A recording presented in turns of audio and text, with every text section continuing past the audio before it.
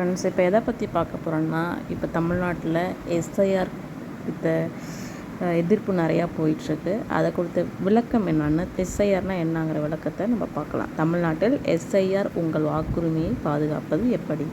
தமிழ்நாட்டில் வாக்காளர் பட்டியல் சிறப்பு தீவிர திருத்தம் எஸ்ஐஆர் ஸ்பெஷல் இன்டென்சிவ் ரிவிஷன் இன்று தொடங்குகிறது. தமிழ்நாடு உட்பட மொத்தம் 9 மாநிலங்கள் மற்றும் புதுச்சேரி உள்ளிட்ட 3 யூனியன் பிரதேசங்களில் எஸ்ஐஆர் பணிகள் நடைபெறுகின்றன.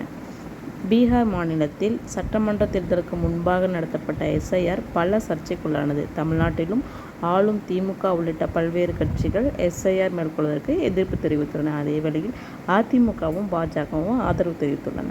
அரசியல் கட்சிகள் மட்டுமல்ல, பொது மக்களிடமும் எஸ்ஐஆர் குறித்த பல்வேறு சந்தேகங்கள் உள்ளது.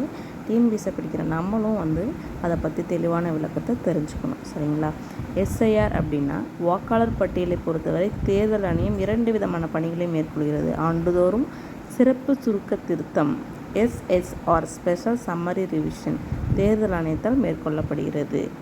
ஓகேங்களா? Special summary revision.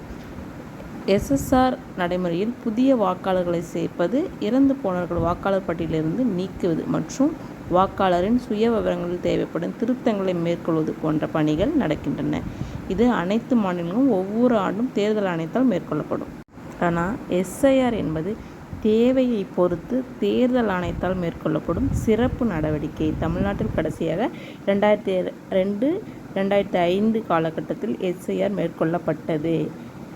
எஸ்எஸ்ஆர் போல அல்லாமல் எஸ்ஐஆர் மேற்கொள்ளப்படுகிற போது வாக்காளர் பட்டியலில் உள்ள அனைத்து வாக்காளர்கள் விண்ணப்பம் சமர்ப்பிக்கப்பட வேண்டும். நன்றி.